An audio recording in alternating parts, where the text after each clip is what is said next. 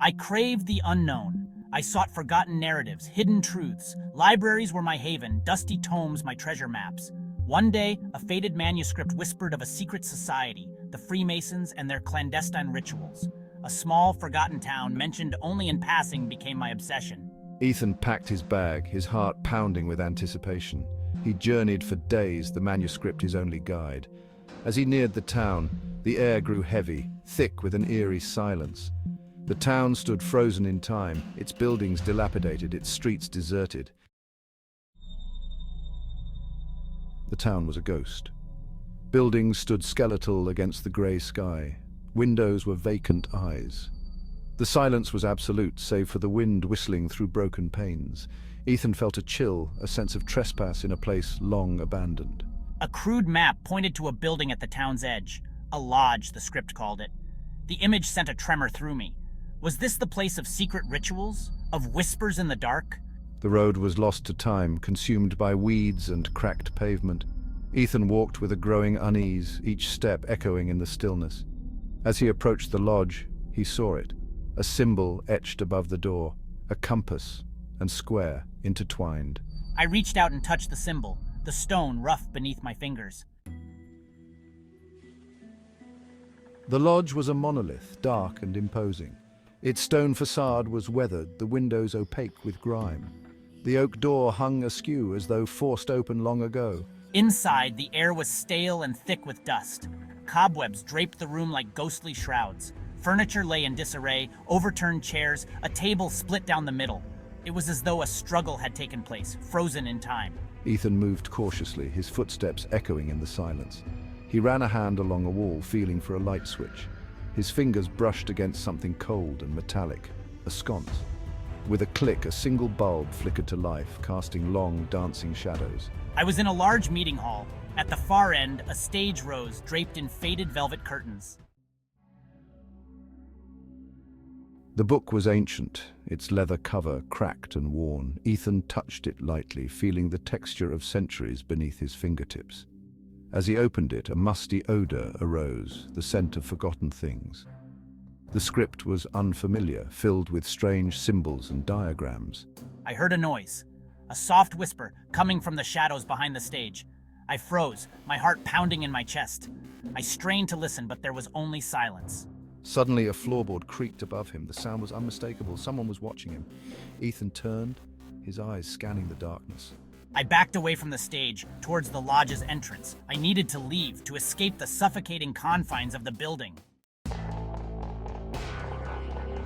A chanting began, low and guttural, filling the air with an eerie resonance. It seemed to emanate from the walls themselves, vibrating through the floor beneath Ethan's feet, making the entire room feel alive. Where's that coming from? Ethan's voice trembled as he asked. He spun around, searching for the source, but the chanting remained elusive, surrounding him from all directions. The single bulb flickered, plunging the lodge into darkness, leaving Ethan in a void. A collective gasp echoed around him, unseen figures reacting to the sudden blackness, heightening the tension. Then, just as abruptly, light flooded the room, blinding in its intensity. But it wasn't the single bulb. It was something else entirely. Dozens of candles now illuminated the lodge, held aloft by figures in dark robes, casting long shadows. They had materialized from the shadows, their faces hidden by hoods, their presence menacing. What is this place? Ethan's voice was barely a whisper, filled with dread. Ethan stood frozen, caught in the center of a circle formed by the robed figures, feeling trapped.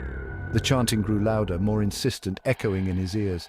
The figures moved closer, their shadows stretching and contorting on the walls, creating a nightmarish scene. Ethan felt a surge of adrenaline, the primal instinct to flee kicking in, but his feet remained rooted to the spot. The chanting reached a crescendo and the figures parted. Two men, taller than the others, emerged from behind the curtain. Their robes were adorned with intricate embroidery, compasses, squares, and the unsettling symbol of an eye within a triangle. Behold the sacred symbols. One man held a long, curved knife, its blade glinting in the candlelight. The other carried a silver bowl, filled with a dark, viscous liquid. They approached Ethan, their faces obscured by the shadows of their hoods. What are they going to do? The symbols, the chanting, the ritualistic movements. It was like stepping back in time into a world shrouded in secrecy. He felt a hand on his shoulder, the grip surprisingly strong.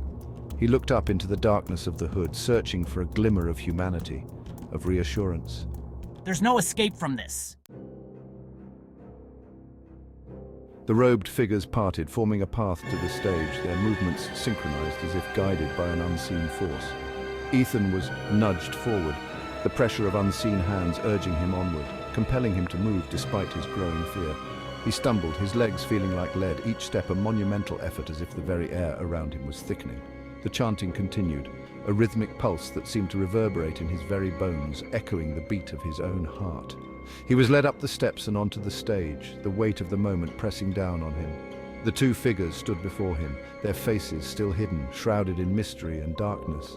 The one with the knife held it out, the blade pointed towards Ethan's chest, gleaming ominously in the dim light. Do you seek knowledge? The voice boomed from beneath the hood of the figure holding the knife, its tone demanding an answer. The voice was deep and resonant, filled with an unnerving authority that sent shivers down Ethan's spine. Ethan hesitated, unsure how to answer, his mind racing with the implications of the question.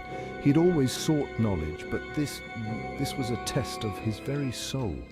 This was something else entirely, a journey into the unknown. This was a hidden world, a tapestry of secrets woven with fear and power, a place where the past and present collided. I don't know. The figure with the bowl stepped forward, the contents of the bowl hidden in shadow. The path to enlightenment is paved with sacrifice, each step a testament to the seeker's resolve.